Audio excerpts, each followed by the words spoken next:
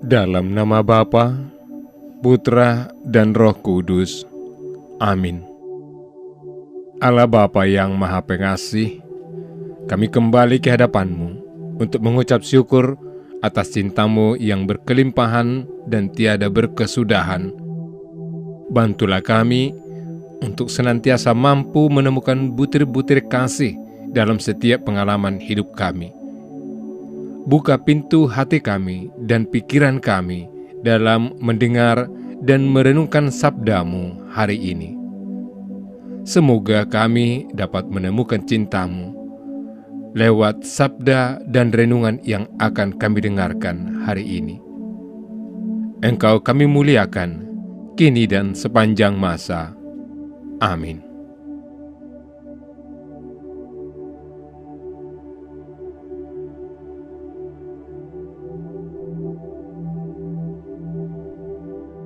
Maka datanglah orang-orang Farisi kepadanya untuk mencobai dia.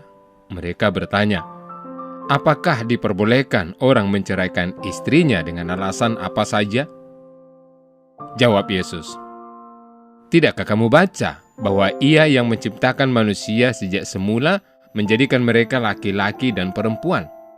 Dan firman-Nya, sebab itu laki-laki akan meninggalkan ayah dan ibunya dan bersatu dengan istrinya, sehingga keduanya itu menjadi satu daging.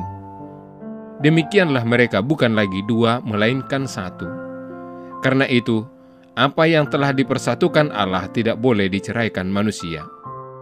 Kata mereka kepadanya, jika demikian, apakah sebabnya Musa memerintahkan untuk memberikan surat cerai jika orang menceraikan istrinya? Kata Yesus kepada mereka, karena ketegaran hatimu, Musa mengizinkan kamu menceraikan istrimu. Tetapi sejak semula tidaklah demikian. Tetapi aku berkata kepadamu, barang siapa menceraikan istrinya kecuali karena zina, lalu kawin dengan perempuan lain, ia berbuat zina. Murid-murid itu berkata kepadanya, jika demikian halnya, hubungan antara suami dan istri lebih baik jangan kawin. Akan tetapi ia berkata kepada mereka, tidak semua orang dapat mengerti perkataan itu, hanya mereka yang dikaruniai saja. Ada orang yang tidak dapat kawin, karena ia memang lahir demikian dari rahim ibunya. Dan ada orang yang dijadikan demikian oleh orang lain. Dan ada orang yang membuat dirinya demikian, karena kemauannya sendiri oleh karena kerajaan sorga. Siapa yang dapat mengerti, hendaklah ia mengerti. Demikianlah sabda Tuhan. Saudara-saudari yang terkasih, Injil yang kita dengarkan dan renungkan hari ini diambil dari Injil Matius mengenai perceraian.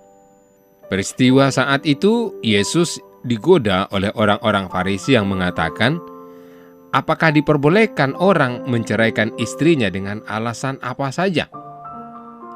Yesus menjawab dengan tegas bahwa mereka bukan lagi dua, melainkan menjadi satu. Oleh karena itu, apa yang telah dipersatukan Allah tidak boleh diceraikan manusia.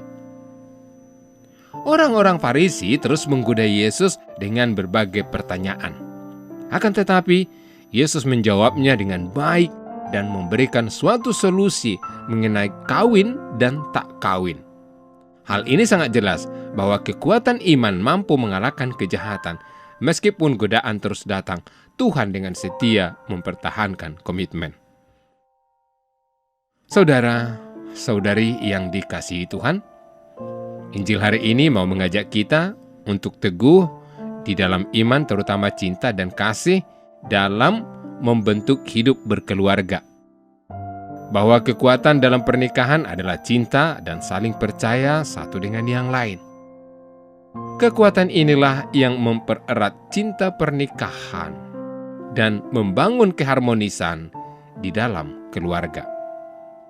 Setiap pasangan harus mencintai kekurangan dan kelebihan dari pasangannya. Oleh karena itu, andalkan Tuhan di setiap masalah keluarga kita dan berpartisipasi dalam kegiatan di dalam keluarga.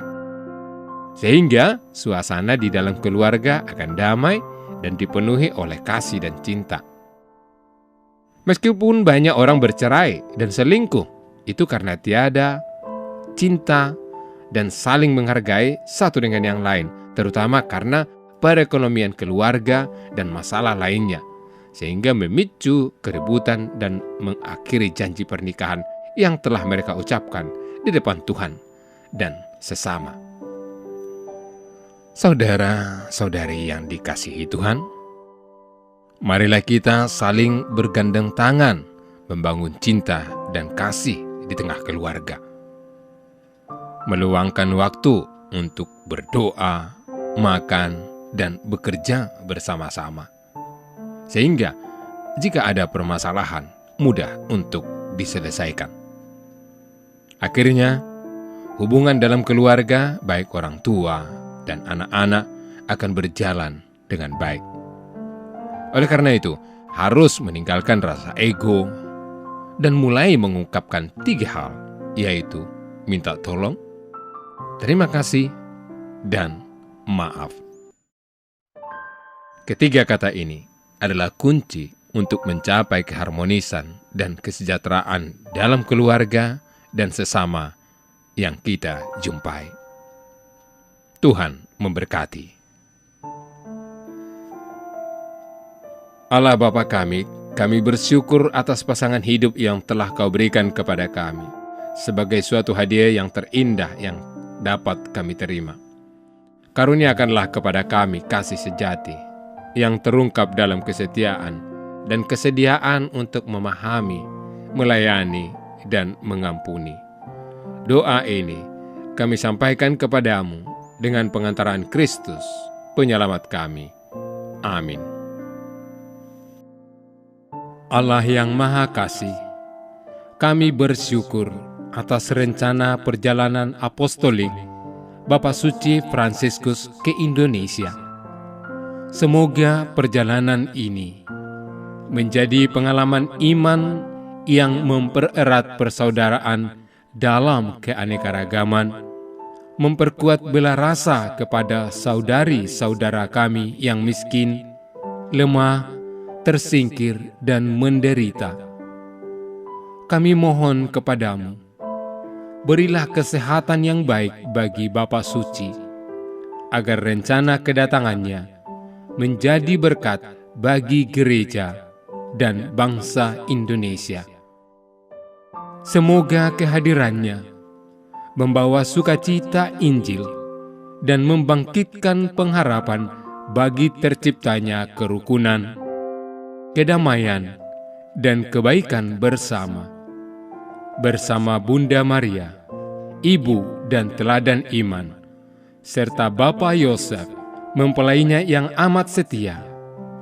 Kami serahkan siapapun yang terlibat dalam persiapan dan pelaksanaan kunjungan apostolik Bapak Suci ini ke dalam kuasa kasih-Mu. Dengan pengantaraan Kristus, Tuhan kami. Amin.